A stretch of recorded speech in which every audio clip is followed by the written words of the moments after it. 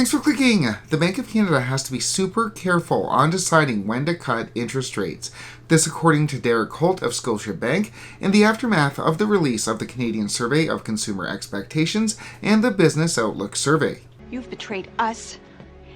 Indeed, while the Business Outlook Survey shows that businesses think the economy is improving and inflation expectations are receding, the Consumer Survey shows that Canadians are not so sure. And Holt says that the surveys show, of particular concern for the Bank of Canada, is that wage expectations are increasing as Canadians attempt to recoup some of the buying power they've lost over the past few years. But you're a selfish Sal. As such, says Holt, the Bank of Canada is not going to be pleased with the results from these surveys, and neither will those who are anticipating sharp rate cuts in the near future. So what I want to do today is go over the Canadian Survey of Consumer Expectations as well as the Business Outlook Survey, take a look at what Holt says the impact of these surveys will have on the Bank of Canada's path going forward, and then discuss some implications. These surveys come as bond yields are spiking, with traders worrying that hotter than expected inflation data coming out of the US could mean higher inflation and higher rates for longer. The Bank of Canada is set to make its own policy rate announcement on April 10th and have a press conference thereafter, and we'll obviously have an update out on both on this channel. Click like and subscribe if you want to get those updates, but for now, let's get into these surveys.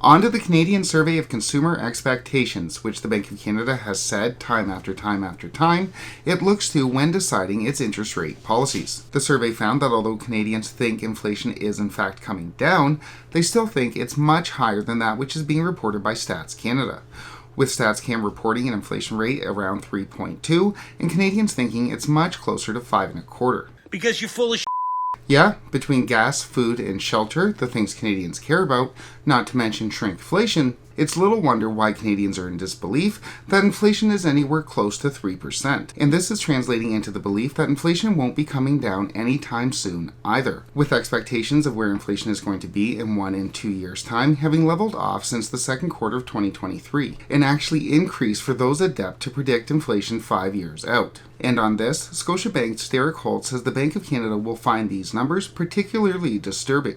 And what the Bank of Canada, I think, will find disturbing is that the longer-term consumer expectations measure, 5 years out from now, if we all put on our blue sky hats here, it moved up about 0.5 point to over 3%. So consumers are still signaling that they expect a protracted period of inflation to be riding above the Bank of Canada's 2% inflation target. And yeah, the reason why this is such a problem, why the Bank of Canada focuses so much on inflation expectations, as we talked about so much before on this channel, is that the bank wants to stop a self-reinforcing loop, where in which Canadians think prices will be high, so they spend money now, ultimately pushing prices higher. And we can see the corollary to this when we look at the wage expectations data, as wage expectations are re-accelerating, with both public and private sector employees expecting the largest increase in pay that they've expected since the second quarter of 2023. And again, this is a major concern for the Bank of Canada, as it tries to prevent a wage price spiral, where workers demand higher wages, the cost of those wages are passed on to consumers, leading to higher prices,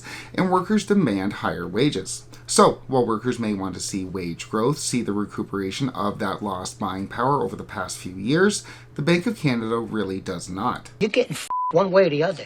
Also of particular concern for the Bank of Canada is that Canadians appear at least to be more willing to turn on the spending taps, as the percentage of those that are slowing down the spending due to inflationary concerns and interest rate expectations are decreasing further. And while by no means a massive increase, and I repeat, not a massive increase, the bank also noted an upsurge in the number of Canadians who plan on buying a home this year, up 2% from 2023. You missed your chance.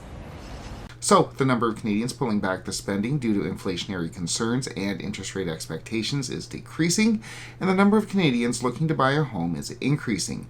Definitely not what the Bank of Canada wanted to see. And given the apparent stickiness in short-term inflation expectations and the apparent increase in long-term expectations, as well as the increase in wage expectations, Holt says that the Bank of Canada is going to be super concerned about potentially lowering rates. I think they have to be super careful. I think they can talk about how they're making progress on some fronts. I mean, we have, in all fairness, we've come down from the nosebleed territory on inflation of 1, 2, 3 years ago coming out of the pandemic.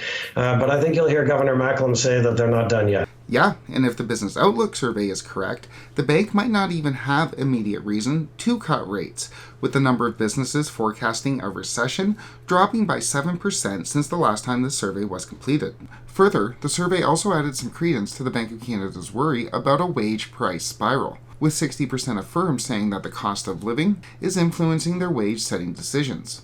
And finally, the share of businesses expecting abnormally high wage increases over the next year increased to 23%, up from the 14% we saw last quarter. And Holt says that given the stronger than expected GDP data that we got last week, combined with the upbeat business expectations that we see in these surveys, the Bank of Canada may not be in any rush to cut rates anytime soon. And I think what that's going to lead to in next week's April MPR and statement and overall press conference and rate decision is a message of caution that, hey, the economy's improving a little bit into the first quarter. It may be a little bit more resilient than they had anticipated. That's positive news, but at the same time, their mandate is inflation. And so they're not going to be prepared to be guiding interest rate cuts anytime soon, in my opinion. Yeah, and as we mentioned earlier, we're seeing a lot of this out of the United States as well, with yields surging amid traders significantly paring back June rate cut bets. And these pared back bets in the United States